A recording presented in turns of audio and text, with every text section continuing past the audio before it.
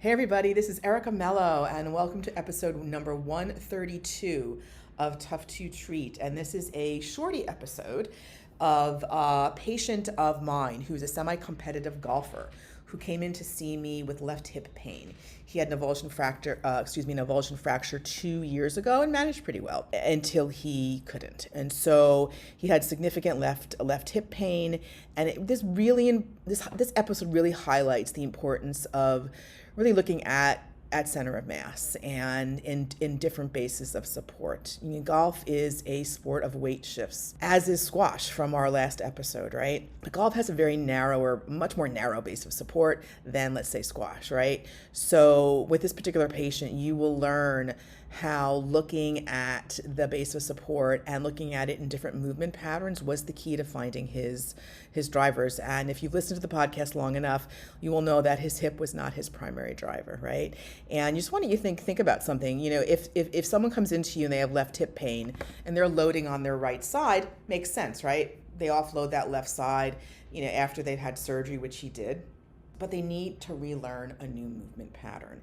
And if they don't go back and quote unquote, regain that normal pattern to the left, that left side will lose options for movement. And that's what happened in this case. So I hope you enjoy the episode.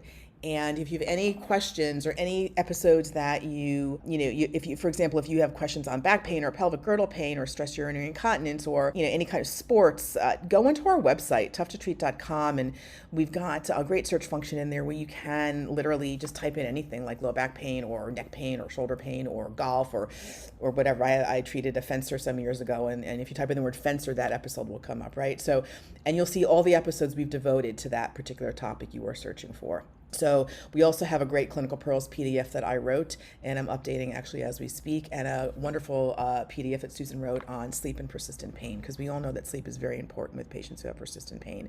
So hope you enjoy the episode.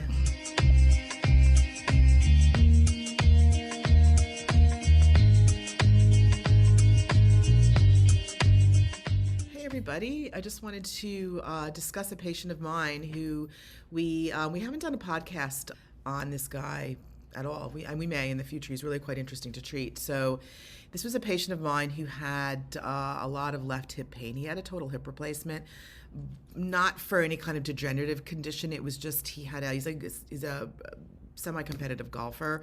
And he literally had like an avulsion of his psoas tendon.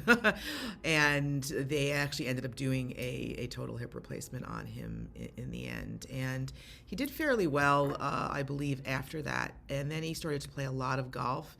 And he couldn't walk after that. I mean, it was just something, I think that was just building up.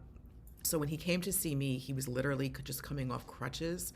He was 6 weeks on crutches. That's how bad he felt. And they did an MRI, didn't find anything, just some significant psoas tendinosis from what he told me. I did not see the original MRI or even the paper report, so I'm just going by his subjective. He had started out doing little isometrics on his own, little mini clamshells, things like that. I don't really give clamshells out much anymore, to be honest, but that's where he started, so I had to honor that. So the main issue with him is that he couldn't walk to start, and then he wanted to get back on the golf course. So I took a look at him. I started him virtually, and I just took a look at him, what I did in standing, and I do this a lot virtually and I'm doing it more now in the clinic. I assess them with different stances, so standing narrow, standing wide, standing normal, and it was his left hip. So when he stood fairly wide, he looked pretty okay. He didn't really have his center of mass was pretty centered, so to speak.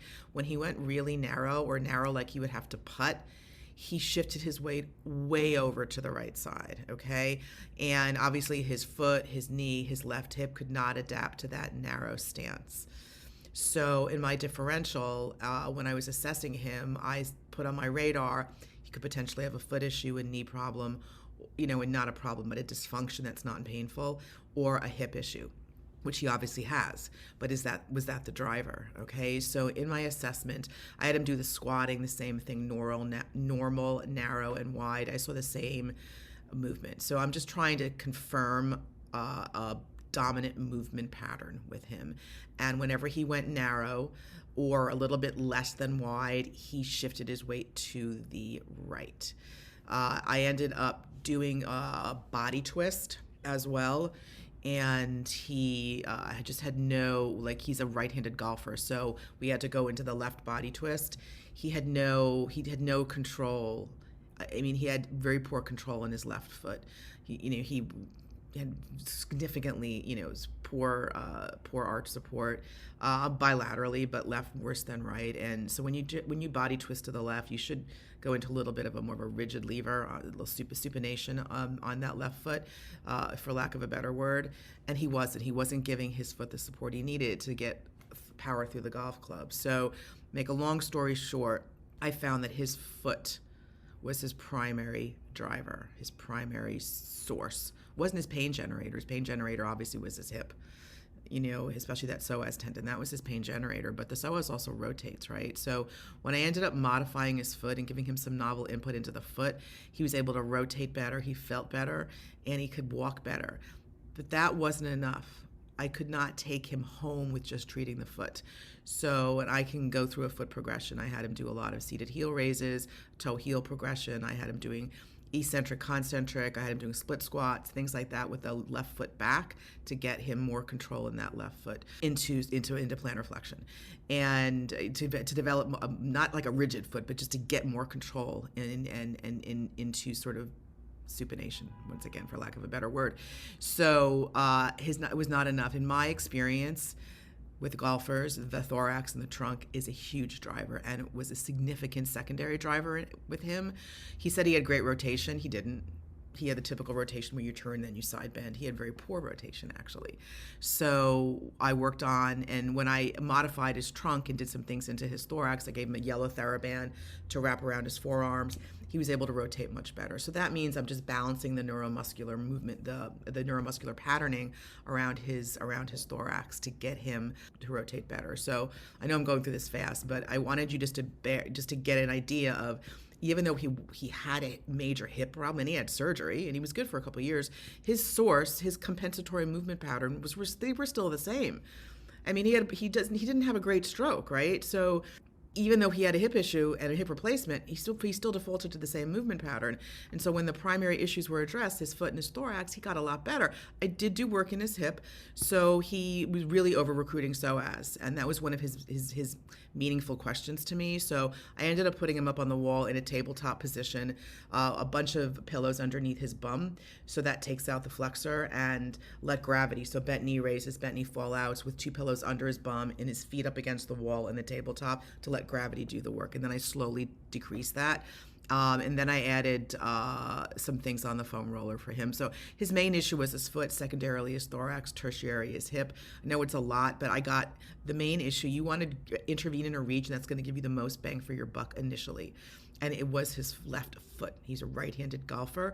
When you start to load the system, when you start to play golf, and secondary issues may crop up, and with him it did. It was his thorax. Just going through the exercise progressions with him, where he was just astounded. He's one of those guys who's always had traditional physical therapy, and he was stunned that working on his foot would make his hip better. And he emailed me over the summer, and he won a golf tournament. So I was thrilled. So that's that. Hope it helps. Anybody have any questions, feel free to reach out or email. Bye.